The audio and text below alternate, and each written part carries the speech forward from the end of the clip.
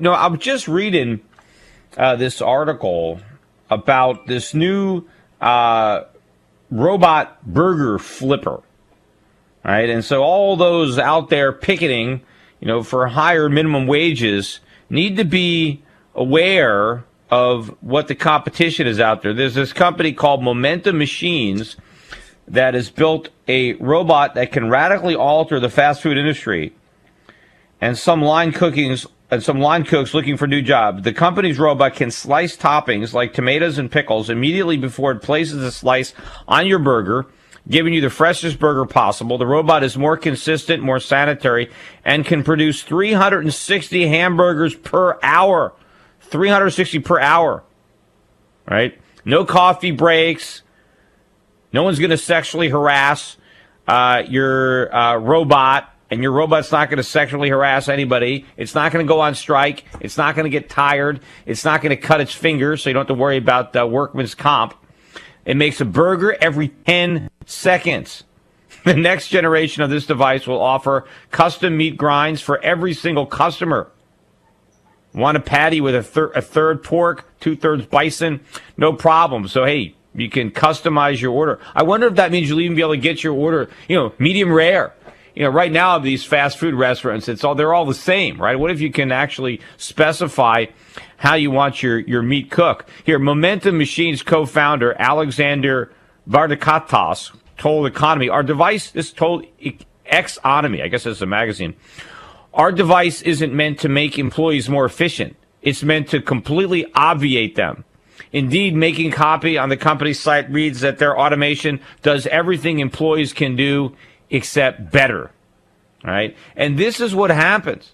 And, this is good for the economy. If Congress comes in and foolishly increases the minimum wage, then the best thing for the economy is these machines that can make these jobs obsolete. Because that's the only way to stop prices from going up. See, people think, oh, well, wait a minute. This is going to kill jobs. These machines are going to kill jobs. Well, maybe not. What's going to kill jobs? What if fast food prices go up? What if because of a higher minimum wage, the restaurants have to raise their prices? And now people have to spend more money on food, which means they have less money to spend on other things. Doesn't that mean that jobs in those other areas are going to be lost because people now have to spend more money eating lunch? Or what if some people decide, well, I can't afford to eat out anymore. It's too expensive, so I got to eat at home. Or maybe some people that have jobs decide, look, it's not worth it going to work anymore because it costs too much to have lunch. I don't know. There's all sorts of ways that the economy is going to be made less efficient. If the government is going to artificially increase the cost of using human beings, if it's more viable to substitute a machine, then that is the best way for the economy to be as efficient as possible. And that's what's going to happen. And look, you're always going to get automation. And to the extent that you can automate and make things more efficient, that's good for society. That's good for human progress. That means higher living standards. But it might be that these machines are not quite as efficient, and that maybe if you can pay a human being $7 an hour, maybe the human being is still the better way to go than the machine. And if that is the case, then you use the human being. But if at $10 an hour or $15 an hour, the machine becomes more efficient than the human, then for our collective standard of living, we're better off if we use the machine. Now, obviously, as time goes by and machines become more efficient and more productive and costs come down, yes, eventually I'm sure that even if we don't lower the minimum wage, at some point machines will do all of these mundane, repetitive tasks. And that is not a bad thing. That is a good thing because it means that human beings no longer have to do that work. It means that machines can do it instead, and so we can get the product, we can get the output without the drudgery. But in the meantime, you got these people who have no skills, who are out there saying, hey, pay me $10 an hour, pay me $15 an hour. If there's a machine that's already available that can do the work for less, what do you think is going to happen? In fact, there's this restaurant. We're trying to get this guy on the show, the guy that owns this restaurant, so maybe we'll get him on. But this guy's out in Minnesota, and he runs a small diner, and he had the nerve to actually increase prices as a result of the August 1st increase in the state minimum wage to $8. But instead of just increasing the prices of all the food and just, having an across-the-board increase and burying the cost in the price, he decided to make a statement, political statement maybe, but I think it's also good so that the customers know why they're paying higher prices. So he added a 35-cent surcharge to each check. I guess it doesn't matter, if you spend $50 or $10, it's just 35 cents. And maybe he figured out, he knows obviously how many checks are written every month. According to what I read, he estimates it's going to cost him an extra $10,000 a year to pay the higher wages. And he's not a wealthy guy. He runs a small diner. So in order to recoup the $10,000, I guess he divided it by the number of checks he typically writes in a month, and he figured that 35 cents per check would cover it. So instead of just burying it, right, in the price, he puts the surcharge, just like people do, gasoline surcharge, or, taxis do it, airplanes do it. A lot of times they break it down so you know why you're paying more. So this guy put a minimum wage surcharge, 35 cents extra. You'd think people would appreciate knowing why the price went up, and you think a lot of these bleeding heart liberals would be more than happy to pay an extra 35 cents. These guys are so, oh, you got to raise your wages. You got to pay people more money. But ask them to pay an extra 35 cents to help out, and here's their reaction. Here's a little news story. This is Morning Joe covering this story. Here, cut number 24, MSNBC. So they're passing it on. They're not raising the food prices, right, apparently, but they put the surcharge of 35 cents right there on the bill for everybody to see. Yeah, I don't know if that's the best PR move. I mean, listen, these small business owners running restaurants, we all know, have had friends that have done these. It's horrible. It's hard to do, and I understand the difficulty of any extra burden, but now, with the minimum wage as low historically as it is, you may not want to advertise your contempt for raising it a little bit on the bill. Well, how is that your contempt? All you're doing is you're increasing your prices so that your workers can get paid more money. And this is supposedly going to result in a backlash. There are people that say, let's boycott this restaurant. I wonder if the people who want to boycott the restaurant were also in favor of raising the minimum wage. Because if you're in favor of a higher minimum wage, how can you boycott the restaurant because they want to charge you a higher price to finance the higher wages? I mean, after all, how else can you pay higher wages unless you raise prices? And I don't even think this is an extreme amount. 35 cents? These liberals are too cheap to pay an extra 35 cents. They demand that a small businessman raise the minimum wage where he's got to come out of pocket 10 grand a year. This guy, maybe he only makes $50,000 a year. I don't know what he clears on his little restaurant, but he's supposed to come out of pocket $10,000. And the liberals think, hey, there's no problem. Let's force this guy to pay $10,000 a year, but not if I have to pay an extra 35 cents. Are they that cheap? Are they that much of a hypocrite? Kind of reminds me of, being with my sign in front of Walmart. Would you support higher prices for higher wages? And nobody wanted to. They all support a higher minimum wage law, but nobody wanted to pay higher prices in order to make it possible. Well, here's this restaurateur saying you want higher wages. It's going to cost you 35 cents every time you eat here.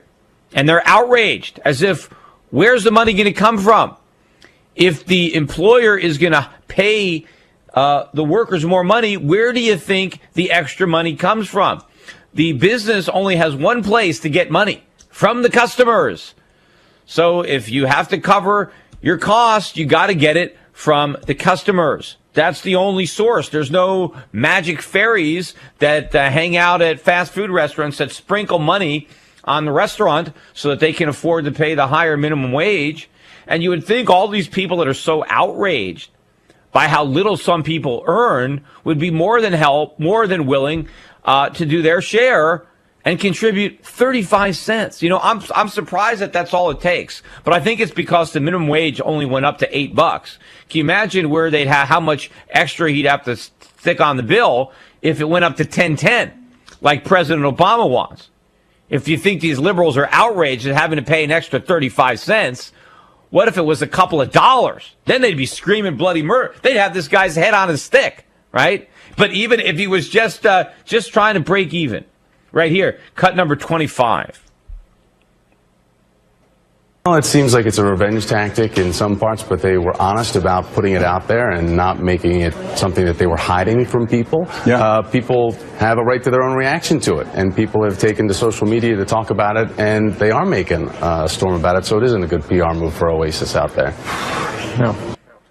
Yeah, you know, it reminds me, remember my idea for Liberal Cafe, right? Maybe a surcharge is a way to do it. Like I said, I'm going to open up a little restaurant, and I'm going to basically I'm going to pay my employees a living wage, maybe pay them $20 an hour, give them full health care benefits, give them dental, give them psychiatric care, drug abuse, give them every benefit under the sun, give them like 3 weeks vacation time, give them sick days, personal days, really treat them right? Give them everything that the bleeding heart liberals claim that they should be entitled to, right? And then, you know, I'd be selling my hamburgers for maybe $40-50 a piece, right? And I'd go out of business because none of the liberals would actually dine there, right?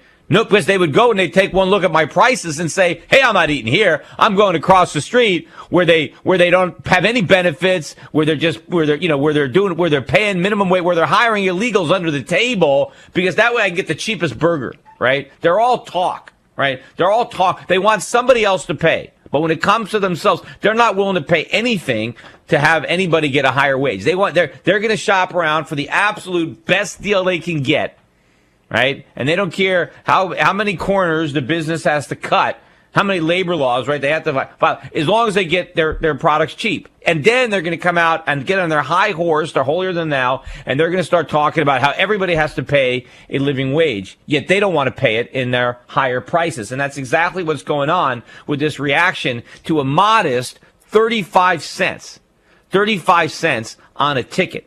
I don't know what the average guy is paying at this place, $20, $15, $20, $25 when he goes into this diner and has to pay an extra 35 cents, right? Andrew is calling in from Austin, Texas. Had a comment here about the minimum wage. Andrew, you're up. Yeah, can you hear me, Peter? Yep. Awesome.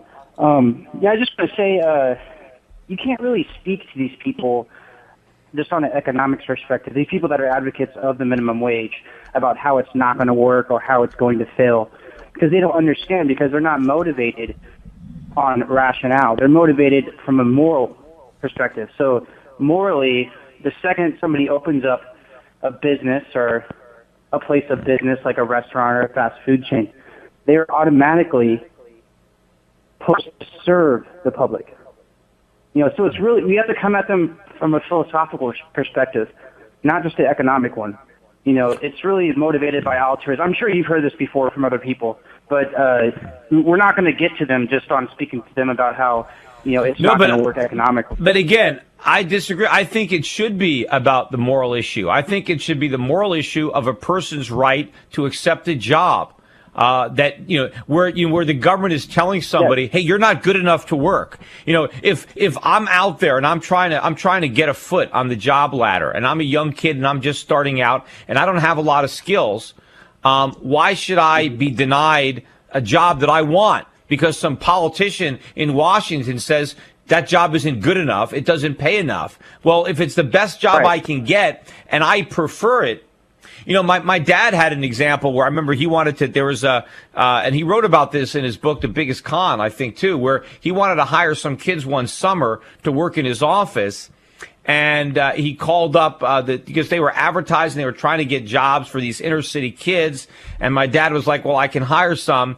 And he figured out how much he can afford to pay, because if he didn't hire these kids, he was going to outsource it to another company. And they had already given him a rate. And he figured, well, instead of outsourcing it, let me hire these kids and they can do it. And I'll help employ these inner city youths. And of course, you're talking about summer in New Haven. It's very hot. My dad had air conditioning. And of course, back in the 1960s, not everybody had air conditioning. conditioning. And so getting off the hot streets to an air-conditioned office, probably a lot of these kids might have liked it. And they were very excited originally when he called up. They were very excited that my father was willing to hire these kids. But then they found out how much he was willing to pay. And he said, well, you can't. That's below the minimum wage. You're going to this is what you have to pay. And then my dad says, well, I don't have to pay anything because I don't have to hire anybody. And basically the way the story ended is none of the kids got the jobs. But this why? I mean, if they were willing to work these jobs, and who knows, what it might have led to. That's the freedom that we have to talk about. Freedom of opportunity that the government wants to deny so many people. Yeah, Peter, I totally agree with you. And not to switch the subjects, but I work in the restaurant industry myself. I'm a cook. I'm a line cook, and what I run into too is people will put you at 30 hours. You know what I mean? And so, whether they would want to hire you, they'd want to give you more hours. And these laws, like overtime laws, claim to be for the working class, which is myself, actually hurt us because now I have to get 2 or 3 jobs to get 20 hours here, 30 hours here, 30 hours here. That's where moonlighting comes from. It's because employers aren't going to let you work more than the 40 hours because they don't want to pay time and a half. So now you have to have 2 jobs, and now you have to spend time going from job A to job B where you're not getting paid anything. These laws don't help workers. They hurt workers because some workers want to work overtime, but they can't do it because their bosses can't afford to pay them even though they want to work.